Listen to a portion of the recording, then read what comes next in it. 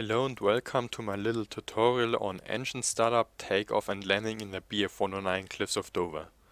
Right now I've only set in my chocks so I won't move during the first part, and now I want to start up with explaining some indicators or handles in the cockpit we're gonna need, especially during the landing part of the tutorial.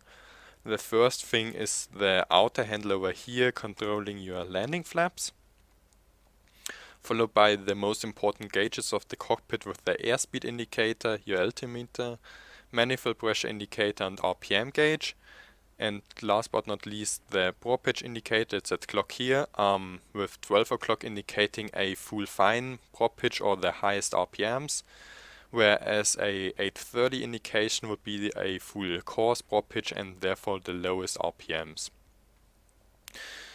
And also not to forget about your gear indicator with two greens indicating the main wheels are locked down, so you are good to touchdown, and with two red lights above, not visible right now, would indicate that both legs are retracted and secured. With that being said, we can already get to the engine startup itself. First of all, I'm gonna open my radiators. The water radiator is controlled by that handle over here. The auf direction or counterclockwise is the open direction, whereas zu or clockwise would be closing. Now out here on the wing, we've got an indicator for the position of the radiators. Right now we see that it's just barely beyond half open or below half open, and with the wheel about 3/4 of a rotation in the open position, we want to bring it to about 75-80%, something about that. Now followed by the oil radiator, the yellow handle here. We're gonna get that to 50-60%, and these radiator settings are sufficient as long as you keep your airspeed above about 250 kph. Now we can go on and make sure the throttle is on idle.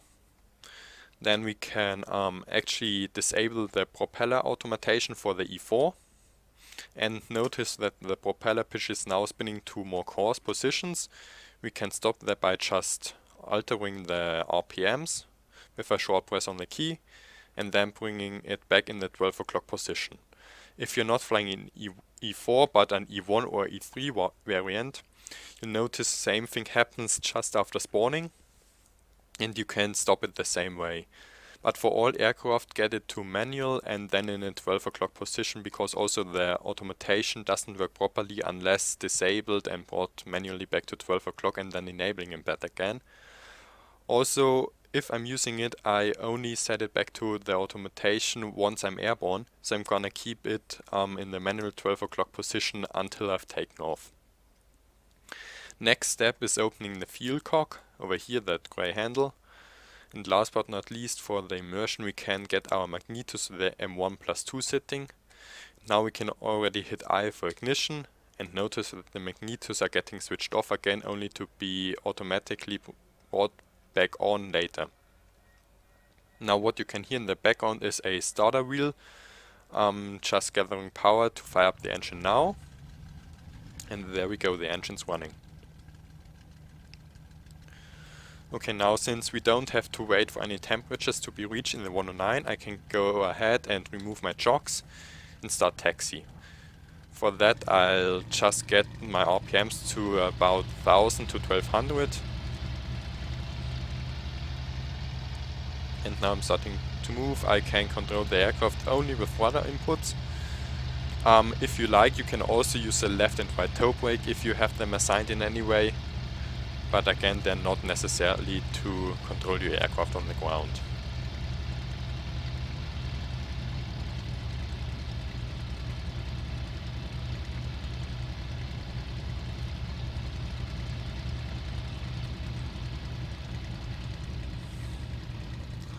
Okay, now getting to the beginning of the runway, I'm gonna slow down, check the pattern for any aircraft in it. As it seems it's clear for now, so I can line myself up on the runway.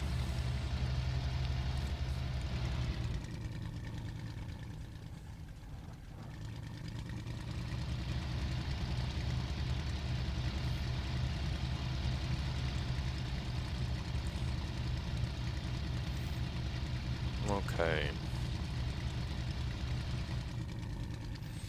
Now I've got myself aligned. I'll usually do a quick pre-flight check once more, so I'm verifying my water and oil radiator are open for enough.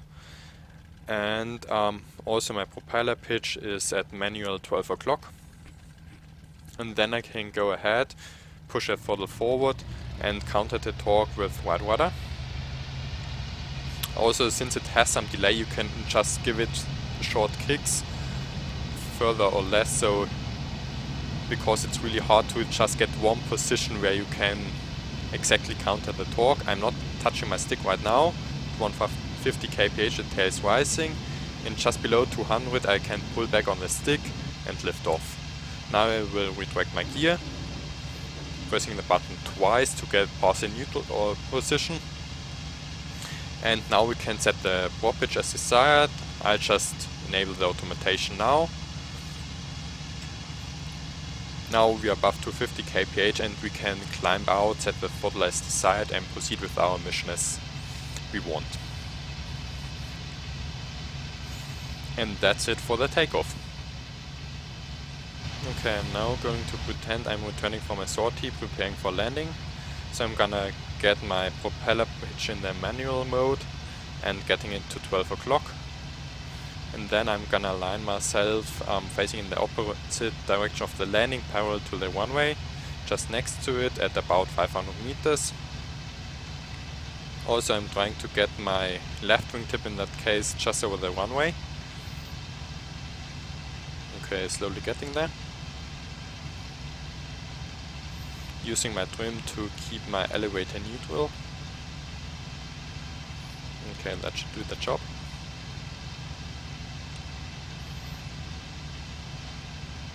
Now I'm gonna continue that heading until the runway threshold appears about 45 degrees behind my wing. A little bit to go. Okay, that's good enough. Turning 90 degrees left. Maintaining my altitude.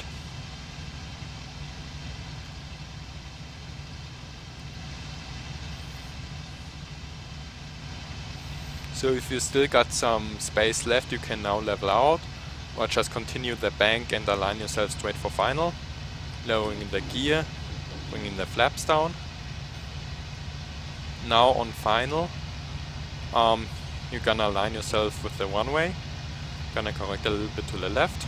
There we go.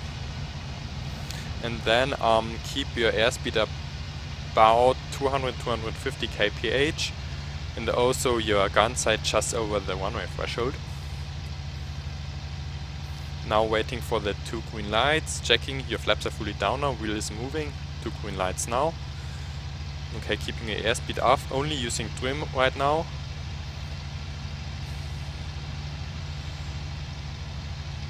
Just heading for the runway. Now over the threshold I'm gonna cut the throttle, pull the nose up, and then raising and raising the nose until the aircraft just touches itself on the ground.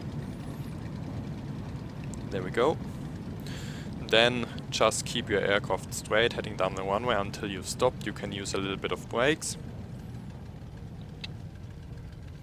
And that's it for the landing. So I hope it was a little bit useful to you, and thanks for watching.